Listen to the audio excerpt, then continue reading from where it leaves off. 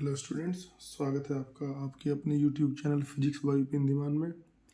तो बच्चों, आज हम सोल्व करने जा रहे हैं सेट नंबर 2 2022 का, जिसका कोड नंबर है 346 GB।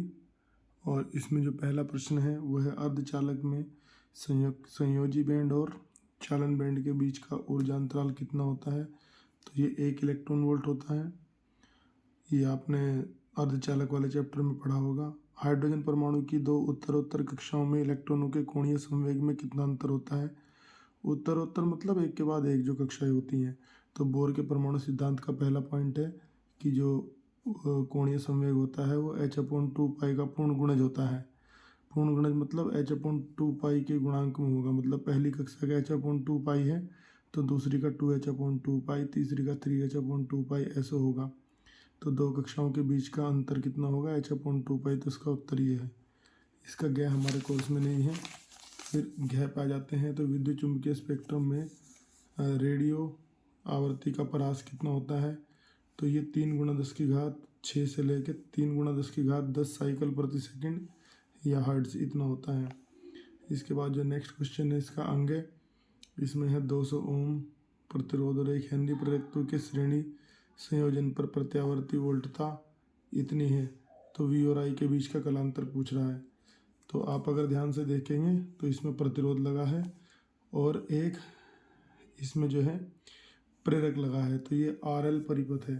तो RL परिपथ में जो हमारा कलांतर होता है उसका सूत्र होता है, पहले क्वेश्चन का घ है ये, तो इसका सूत्र होता है tan phi बराबर ω/L/R। ये सूत्र होता है। इस सूत्र का यूज करेंगे। तो यहाँ पे R दे रखा है 200 और अगर सूत्र देखोगे आप V बराबर दिया हुआ है 10√2 sin 200t। इसकी तुलना करोगे तो ये ओमेगा होता है। तो ओमेगा कितना हो गया, ये भी 200 हो गया। और L दे रखा है इस क्वेश्चन में 1 हेनरी। तो इसकी जगह L की जगह रखोगे 1 तो ये आ जाएगा 1 कैंसिल हो गए। और 1 किसका मान होता है, tan 45 डिग्री का। तो जो कलांतर है वो कितना आ जाएगा इस केस में, 45 डिग्री। तो ये हमारा आंसर हो गया इसका थर्ड, सॉरी इसका हो गया हमारा सेकंड 45 डिग्री। उसके बाद पूछ रहा है कि जब कोई किरण वायु से कांच में प्रवेश करती है तो तरंग दैर्ध्य कम हो जाती है, घट जाती है, आवृत्ति बढ़ जाती है, ना तो तरंग दैर्ध्य बदलती है ना आवृत्ति, कौन सा सही है। तो देखो आवृत्ति तो नहीं बदलती है तो ये हो सकता था, लेकिन इसमें तरंग दैर्ध्य की बात भी इसने किया। तरंग दैर्ध्य का सूत्र होता है λ' बराबर λ/n। जब किसी एक माध्यम से दूसरे माध्यम में प्रकाश की किरण जाती है तो तरंग दैर्ध्य सूत्र के अनुसार बदलती है। अब वायु से कांच में जाने पर अपवर्तनांक बढ़ता है। तो अपवर्तनांक के बढ़ने से, क्योंकि ये इसके व्युत्क्रमानुपाती होगी, तो तरंग दैर्ध्य घटेगी। अगर ये तरंग दैर्ध्य वायु की है और ये तरंग दैर्ध्य कांच की है तो ये संबंध होता है। तो n के बढ़ने पर तरंग दैर्ध्य घटती है। तो इसका पहला ऑप्शन सही है। फिर कह रहा है स्थिर विद्युत में गॉस का नियम लिखिए। पहले ये प्रश्न आ चुका है, बोल देता हूँ मैं, आप लिख लो कि किसी बंद पृष्ठ से गुजरने वाला कुल विद्युत फ्लक्स उसमें परिबद्ध आवेश का 1/ε0 गुना होता है। पढ़ रखा पहले। कम विभवांतर पर धातु चालक और टॉर्च के बल्ब के लिए विभवांतर और धारा के बीच का ग्राफ खींचो। तो क्वेश्चन नंबर 2 का है, इसमें कह रहा है कि जब विभवांतर कम हो, कम विभवांतर के लिए ग्राफ खींचना है धारा के और विभवांतर के बीच में। 2 केस दे रखे हैं। एक में कह रहा है धातु का चालक, दूसरे में कह रहा है टॉर्च का बल्ब। तो बेटा देखो, जो धातु का चालक होता है कम ताप के लिए ओमीय चालक होता है। तो ग्राफ कैसा आएगा, सरल रेखा। कम विभवांतर है, बॉडी का टेम्परेचर या तार का जो टेम्परेचर रहेगा वो कम रहेगा। तो कम ताप पे धातु का जो चालक होता है वो ओम के नियम का पालन करता है। तो ये एक ओमिक परिपथ होगा। तो इसका जो ओमिया परिपथ होगा और धारा जो ग्राफ आएगा धारा और वोल्टेज के बीच का सरल रेखा आएगा। लेकिन टॉर्च के बल्ब में ऐसा नहीं होता है, आपने देखा भी होगा टॉर्च का बल्ब जो जलता है तो उसकी जो टेम्परेचर है चेंज होता चला जाता है। और दूसरी बात यह है कि वो ओमिया नहीं होता है, उसमें जो धारा है वो वोल्टेज के साथ रेखीय रूप से नहीं बदलती है, तो ऐसा ग्राफ आएगा। ठीक है, वोल्टेज बढ़ेगा तो धारा बढ़ेगी और ग्राफ हमारा कैसा आएगा, वक्र ग्राफ आएगा। ये एक अनओमीय चालक या अनओमीय प्रतिरोध होता है। इसके बाद में क्वेश्चन नंबर इसमें नेक्स्ट घ दूसरे का घ, इसमें कह रहा है कि एक चालक है और इस पर 2.4 × 10⁻18 कूलाम का धनावेश है। 2.4 × 10⁻18 कूलाम का धनावेश है। तो पूछ रहा है धनावेश, पूछ रहा है कि इस पे कितने इलेक्ट्रॉनों की कमी या अधिकता है। तो धनावेश का मतलब होता है इलेक्ट्रॉनों की कमी है। किसी चालक किसी पदार्थ पे या किसी वस्तु पे जो धनावेश आता है इलेक्ट्रॉनों के जाने से आता है उस पर। अब कितने इलेक्ट्रॉन है, तो इसके लिए सूत्र होता है आवेश बटे इलेक्ट्रॉन का आवेश। तो कुल आवेश 2.4 × 10⁻18 और इलेक्ट्रॉन का आवेश हो गया 1.6 × 10⁻19। तो इसमें जब हम इसको डिवाइड करेंगे तो ये आ जाएगा 4 चौक 16, 4 छक 24 या 2 तिया 6, 2 दूनी 4, 1.5 गुणा 10, ये 10 की घात ऊपर चली जाएगी तो 15 इसका आंसर आ गया। 15 इलेक्ट्रॉनों की कमी है इस पर। इसके बाद का क्वेश्चन है, इसने कहा है कि एक उत्तल लेंस है जिसकी फोकस दूरी दे रखी है, दूसरे का अंग है। उत्तल लेंस की फोकस दूरी दे रखी है, तो उत्तल लेंस की फोकस दूरी प्लस की होती है, 10 सेंटीमीटर दे रखी है। एक अवतल लेंस है, उसकी फोकस दूरी अवतल लेंस की फोकस दूरी माइनस की होती है, ये 50 सेंटीमीटर दी हुई है। कह रहा है ये संपर्क में रखे हैं और इन दोनों के कॉम्बिनेशन से 25 सेंटीमीटर की दूरी पर वस्तु रखी है। तो प्रतिबिंब की स्थिति पूछ रहा है। वस्तु की दूरी दे रखी है 25 सेंटीमीटर और वस्तु की दूरी माइनस की ली जाती है, तो प्रतिबिंब की दूरी पूछ रहा है कहाँ होगी। तो पहली बात तो संपर्क में जब लेंस को रख देते हैं तो फोकस दूरी का सूत्र ये होता है, जो संयुक्त लेंस होगा दोनों को जोड़ के जो बनेगा उसकी फोकस दूरी का ये सूत्र है। हल करेंगे तो 1/f बराबर 1/10 प्लस 1/50। इसको सोल्व करोगे तो 50 एलसीएम आ जाएगा और यहाँ पे 5 और 1 आएगा 6/50। हल करोगे 3/25, फोकस दूरी आ जाएगी 25/3 सेंटीमीटर। ठीक है, अब 25/3 सेंटीमीटर फोकस दूरी इसकी आ जाएगी। अब इसके लिए तुम जब सूत्र लगाओगे लेंस का 1/v माइनस 1/u बराबर 1/f, तो ये सूत्र जब लगाओगे इसमें, हाँ एक सॉरी बेटा इसमें गलती होगी, ये f2 को माइनस का लेना था तो ये माइनस आ जाएगा, यहाँ पे माइनस आ जाएगा। ठीक है, यहाँ पे 4/50 आ जाएगा, यहाँ पे 2/25 आ जाएगा, 25/2 होगा ये, सॉरी। तो ये जब सूत्र लगाओगे तो 1/v, ठीक है, माइनस 1/u हो गया -25, तो 1/25 प्लस का हो जाएगा बराबर 1/f। तो 1/f इसमें करोगे तो ये हो जाएगा, f कितना है 25/2, 1/f हो जाएगा 2/25। सोल्व करोगे इसको यहाँ पे तो 1/v बराबर 2/25, ये है, ये इधर चला जाएगा माइनस 1/25। हल करोगे आ जाएगा 1/25, यहाँ से भी आ जाएगा 25 सेंटीमीटर। तो आंसर हमारा कितना आ जाएगा 25 सेंटीमीटर। तो प्रतिबिंब कहाँ बनेगा 25 सेंटीमीटर की दूरी पर बनेगा। तो ये हो गया हमारा क्वेश्चन नंबर दूसरे का अंग है। दूसरे का जो चय है, दूसरे का जो आखिरी खंड है, उसमें कह रहा है कि ये बताओ कला संबद्ध स्रोत क्या होते हैं। ये आपको बता रखा है। कला संबद्ध स्रोत वो होते हैं जब दो प्रकाश स्रोतों के बीच का जो कलांतर होता है वो स्थिर होता है, या जो कलांतर होता है वो नियत होता है। ठीक है, जब दो प्रकाश स्रोतों के बीच में जो कलांतर है वो स्थिर रहे या नियत रहे, तो ऐसे प्रकाश स्रोतों को हम कला संबद्ध स्रोत कहते हैं। ये क्वेश्चन हमारा दूसरे का चैप्टर ही खत्म हो गया। इससे अगला क्वेश्चन हम देखते हैं। इससे नेक्स्ट क्वेश्चन है तीसरा, और जो थर्ड क्वेश्चन है हमारा उसमें एक न्यूमेरिकल दे रखा है, इसको देख लेते हैं। तीसरे का क्या है इसको देख लेते हैं बेटे। तो तीसरे के क्या में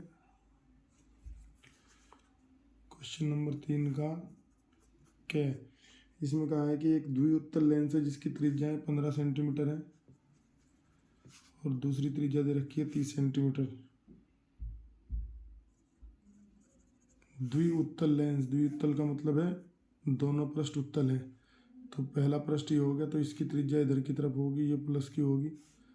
दूसरा पृष्ठ ये हो गया, इसकी त्रिज्या इधर की तरफ होगी, ये माइनस की होगी। तो R2 को इसमें माइनस ले लेंगे। इसके पदार्थ का अपवर्तनांक 1.65 है। इसके पदार्थ का अपवर्तनांक नहीं, ये कह रहा है कि इसके पदार्थ का अपवर्तनांक 1.5 है। कांच के अपवर्तनांक, पदार्थ का अपवर्तनांक, थोड़ा गला खराब है बेटा तो आवाज़ थोड़ी गड़बड़ा रही है। तो ये कह रहा है कि इस लेंस को एक द्रव में डुबाया जाता है और द्रव का अपवर्तनांक दे रखा है 1.65। ये पूछ रहा है कि द्रव में डुबाने पे इसकी फोकस दूरी क्या हो जाएगी और प्रकृति कैसी हो जाएगी। तो ये कैसा लेंस है, उत्तल लेंस है। तो पूछ रहा है द्रव में डुबाने पे प्रकृति कैसी हो जाएगी। तो पहले तो देखते हैं कि जो वायु में लेंस रखा है, तो वायु में लेंस को रखने पे फोकस दूरी in air, focal length in air सूत्र लग जाएगा। वायु में रखने पे जो लेंस होता है उसके लिए आपको पहले बता रखा है कि जब वायु में रखा जाएगा तो प्रकाश की किरण वायु से चलकर प्रवेश करेगी किसमें, कांच में। तो अपवर्तनांक आ जाएगा कांच का। ये सूत्र होता है इसमें 1/R1 माइनस 1/R2। आपने पढ़ा हुआ होगा ये वाला फॉर्मूला। लेकिन जब यही लेंस जब द्रव में रखा जाएगा तो द्रव में रखने पे जो प्रकाश की किरण है वो चलेगी द्रव से और क्या में प्रवेश करेगी, कांच में। तो ऐसे केस के लिए जब द्रव के लिए सूत्र लगाएंगे तो आएगा 1/, focal length in liquid equal to n-1। यहाँ पे n कौन सा आएगा, लिक्विड टू ग्लास, क्योंकि प्रकाश चलेगा लिक्विड से और कांच में जाएगा। बाकी ऐसे रहेगा 1/R1 माइनस 1/R2। इसको सोल्व करेंगे तो 1/, फोकल लेंथ इन लिक्विड ये पूछा हुआ है। एल कितना हो जाएगा, Ng/NL। ये सापेक्ष और निरपेक्ष अपवर्तनांक में संबंध होता है, पहले बता चुका हूँ। कांच का अपवर्तनांक 1.5 और लिक्विड का है 1.65। इसको हल करोगे तो आ जाएगा 150/165। ठीक है, और अगर इसको आप यहाँ से और थोड़ा सा सोल्व करना चाहते हो तो इसको 5 से काट दो, इसको भी 5 से काट दो। ठीक है, फिर इनको 3 से काट दो तो 10/11 हो गया ये। तो यहाँ पे इसकी जगह आ जाएगा 10/11 माइनस 1 इंटू 1/R1 हो गया 15, R2 हो गया 1/30 माइनस का, तो माइनस माइनस हो जाएगा प्लस। सोल्व करेंगे तो ये हो गया 10 माइनस 11/11। एलसीएम ले लेंगे यहाँ पे, इसको सोल्व करेंगे एलसीएम 30 आ जाएगा।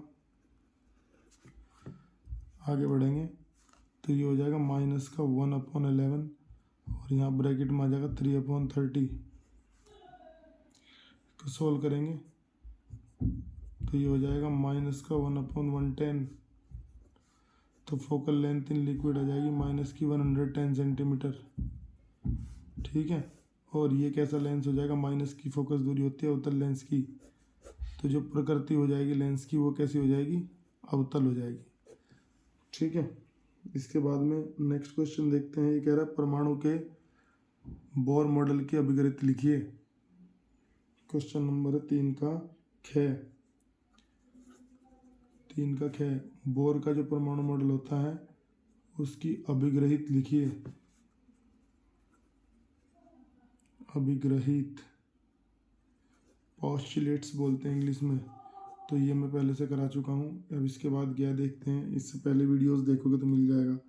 विद्युत चुंबकीय तरंगें क्या होती हैं, तो आपको बता रखा है कि जब किसी स्थान पर परिवर्ती विद्युत और चुंबकीय क्षेत्र उत्पन्न होते हैं तो उस स्थान पर नई तरह की तरंगें उत्पन्न होती है जिन्हें विद्युत चुंबकीय तरंगें कहते हैं। इनकी जो चाल होती है वो प्रकाश की चाल के बराबर होती है। इनमें जो विद्युत क्षेत्र होता है और जो चुंबकीय क्षेत्र होता है वो दोनों एक दूसरे से लंबवत होते हैं। कि जैसे अगर ये विद्युत क्षेत्र है तो मान लो ये वाई अक्ष में है तो जेड अक्ष में क्या होगा, विद्युत क्षेत्र होगा। और जो तरंग चलती है वो इन दोनों से ही लंबवत चलती है। तो सीधी बात है, अगर इनमें से एक एक्स अक्ष में होगा तो एक वाई अक्ष में और एक जेड अक्ष में। तो विद्युत चुंबकीय तरंगों में विद्युत वेक्टर और चुंबकीय वेक्टर के कंपन एक दूसरे से कैसे होते हैं, लंबवत। और तरंग की गति से भी ये कैसे रहते हैं, लंबवत। संचरण आरेख खींचकर विद्युत क्षेत्र और चुंबकीय क्षेत्र के अवयव दिखाइए। तो यही वाला चित्र इसमें बना देना है, ये पहले भी करा चुका हूँ मैं। दूसरे का घेह देख लेते हैं। अब दूसरे के घेह में ये कह रहा है कि 2He4 नाभिक को मुक्त प्रोटॉन तथा न्यूट्रॉन में विखंडित करने के लिए न्यूनतम कितनी ऊर्जा की आवश्यकता होगी। 2He4 का जो नाभिक है, 2He4 मतलब हीलियम, इसके नाभिक की अगर बात करें तो नाभिक में इसके ये 4 कण हैं, ठीक है। 4 इसमें न्यूक्लियॉन है। न्यूक्लियॉन बोलते हैं न्यूट्रॉन प्लस प्रोटॉन को। न्यूट्रॉन और प्रोटॉन, 2 न्यूट्रॉन है और 2 ही प्रोटॉन है। तो ये पूछ रहा है कि इसकी नाभिक को न्यूट्रॉन और प्रोटॉनों में विखंडित करने के लिए कितनी ऊर्जा की आवश्यकता होगी। तो कितनी ऊर्जा चाहिए होगी, तो पहले निकालेंगे इसमें मास डिफेक्ट। पहले निकालेंगे मास डिफेक्ट, डेल्टा एम से लिखते हैं द्रव्यमान क्षति। तो अगर एक बार द्रव्यमान क्षति पता चल गई तो फिर विखंडन के लिए ऊर्जा, विखंडन हेतु ऊर्जा सूत्र होता है ऊर्जा का जितना भी मास डिफेक्ट होगा गुणा 931 करेंगे तो मिलियन इलेक्ट्रॉन वोल्ट में ऊर्जा आ जाएगी। अब यहाँ पे मास डिफेक्ट कैसे निकलता है, ये निकलता है बेटे न्यूक्लियनों का द्रव्यमान,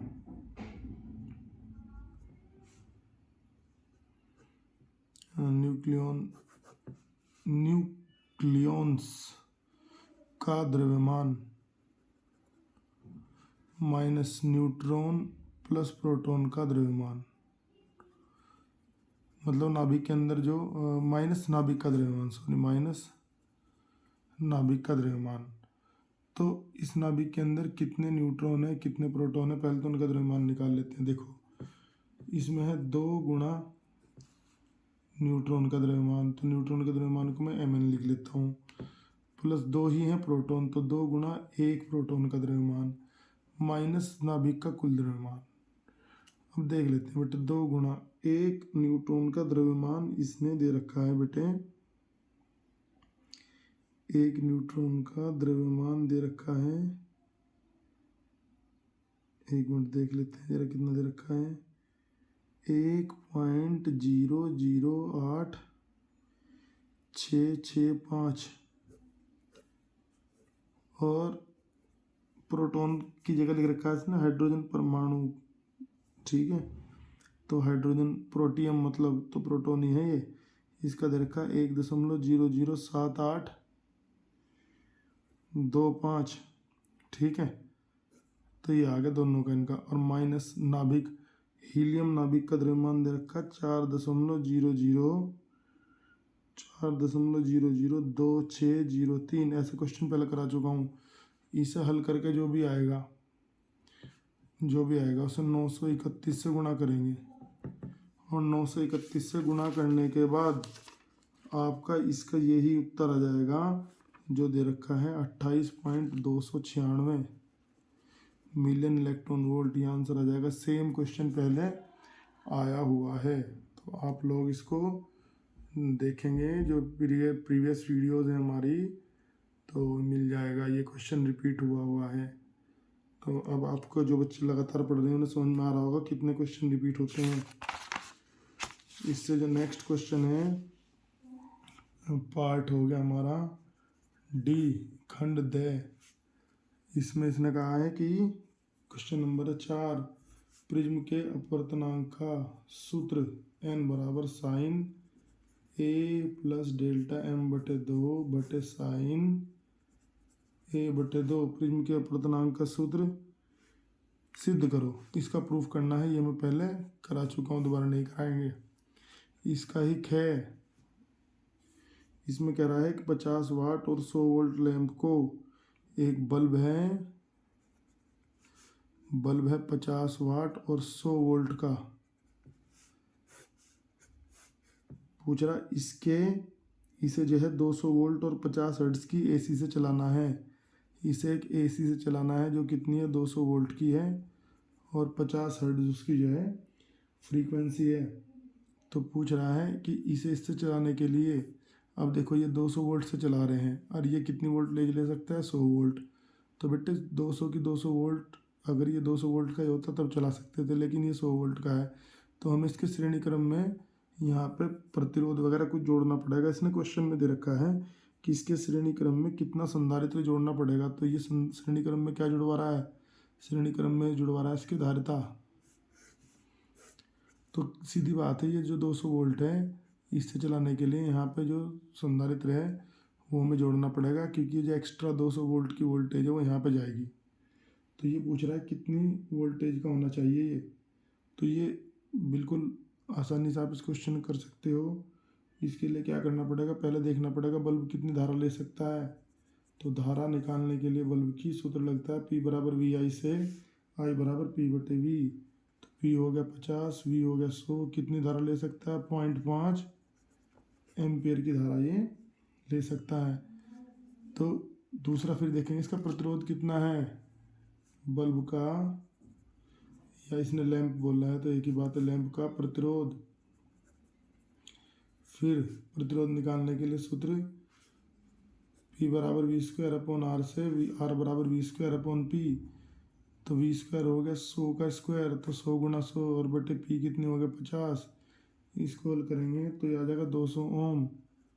ठीक है। अब इसका प्रतिरोध भी आ गया और धारा भी आ गई। तो अब आप देखो प्रतिबाधा कितनी हो जाएगी। प्रतिबाधा होती है वोल्टेज अपॉन करंट। ठीक है। अब यहाँ पे जो प्रतिबाधा है, कौन सा परिपथ बन गया ये एक बल्ब है। बल्ब मतलब प्रतिरोध R और C। RC परिपथ की प्रतिबाधा क्या सूत्र होता है, R² प्लस XC का स्क्वायर बराबर वोल्टेज, कितने वोल्टेज से चला जा रहा है, इसको मान लो V' कितने वोल्टेज से चला रहा है, वो होती है ये 200 बटे धारा होगी 0.5। ठीक है। इसको हल करेंगे तो ये आ जाएगा 400। इससे कैंसिल करोगे तो कितना आ जाएगा यहाँ पे 400। दोनों तरफ का वर्ग कर दो तो कितना आएगा, R² प्लस XC² बराबर 400 का वर्ग। अब यहाँ से R का मान रख दो तो ये हो गया 200 का वर्ग। ठीक है। प्लस XC का स्क्वायर बराबर कितना हो गया 400 का वर्ग। इसको सोल्व कर लो तो XC का वर्ग आ जाएगा 400 का वर्ग माइनस 200 का वर्ग। इसको सोल्व कर लेना। कैसे सोल्व करोगे, 400 का वर्ग 4 चौक 16, 4 बार 0, 2 दूनी 4, 4 बार 0, हल करेंगे आ जाएगा 12, 4 बार 0। ठीक है। तो यहाँ से XC कितना आ जाएगा,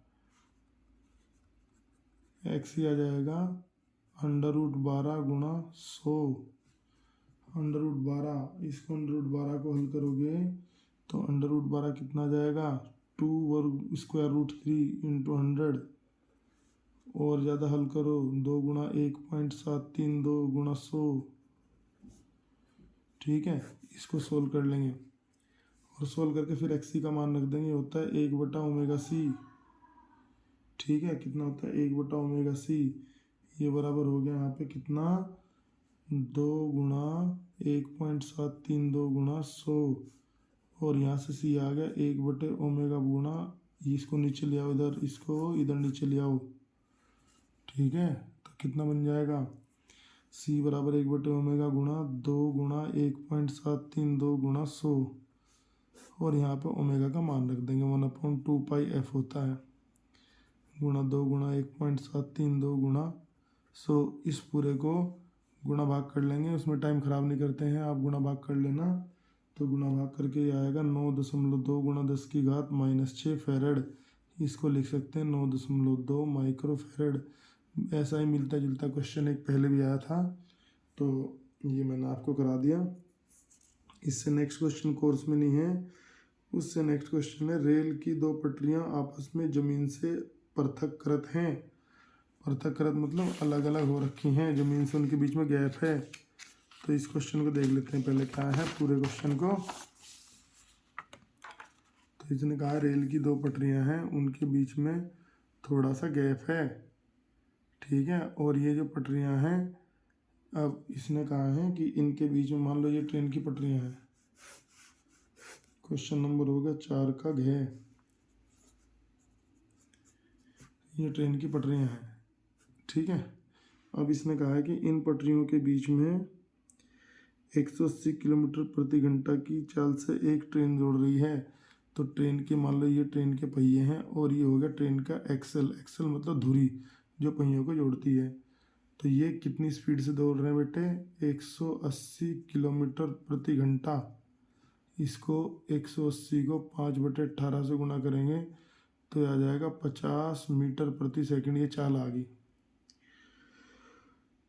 फिर पूछ रहा है इन पटरियों के बीच में 1 मिली वोल्टमीटर जोड़ा गया है। मतलब यहाँ पे पटरियों के बीच में एक यहाँ वोल्टमीटर ऐसे जोड़ रखा है, वोल्टमीटर जोड़ रखा है। पूछ रहा वोल्टमीटर का कितना पाठ्यांक होगा, तो सीधे बताना वोल्टेज कितना होगा इसमें। और इसने दे रखा है पृथ्वी के दोनों पटरियों के बीच की दूरी 1 मीटर। तो ये वाली दूरी दे रखी है 1 मीटर। और पृथ्वी का जो चुंबकीय क्षेत्र है वो दे रखा है 0.2 गुणा 10⁴ इतने वेबर प्रति मीटर स्क्वायर। तो इसके लिए बेटा फैराडे का नियम लग जाएगा, और इसमें गतिक ईएमएफ का सूत्र लग जाएगा। गतिक ईएमएफ होता है BVL sin थीटा। ठीक है, मूविंग पोटेंशियल इसको ई से भी लिखते हैं और कैपिटल वी से भी लिखते हैं। तो कैपिटल वी हो जाएगा BVL sin थीटा, यहाँ पे इस केस में हो जाएगा sin 90। ठीक है, क्योंकि जो पृथ्वी का चुंबकीय क्षेत्र है वो या तो ऊपर की तरफ होगा या नीचे की तरफ ऐसे होगा। चालक ऐसे बढ़ रहा है तो 90 डिग्री का कोण बनेगा। बी का मान हो गया 0.2 गुणा 10⁴, वी का मान हो गया 50, एल का मान हो गया 1। हल करेंगे, 10 से दशमलव हटाएंगे, 0 से 0 कटेगा, 5 दूनी 10। ठीक है, ये 10⁻⁻4 है, 10⁻⁻4 है ये। ठीक है, हल करेंगे 10⁻−3 वोल्ट आ जाएगा। ये उत्तर हो गया, और इसको कह सकते हैं 1 मिली वोल्ट। ठीक है, ये उत्तर इसने दे रखा है तो 1 मिली वोल्ट आ जाएगा। इसका लास्ट पार्ट है, इसमें कह रहा है प्रकाश विद्युत प्रभाव क्या है, इसमें आइंस्टीन की व्याख्या लिखिए। तो ये जो फोटो इलेक्ट्रिक इफेक्ट है, जो प्रकाश विद्युत प्रभाव है, ये मैं आपको पढ़ा चुका हूँ, और इसमें जो आइंस्टीन की व्याख्या है ये भी मैं आपको करा चुका हूँ। ये आइंस्टीन की समीकरण है एक तरह से। तो ये कंप्लीट हो जाएगा, इसको आप कर लेना क्वेश्चन नंबर 4 तक। इसके आगे की वीडियो हम, इसके आगे के जो क्वेश्चन नेक्स्ट वीडियो में बताएंगे। Thank you very much.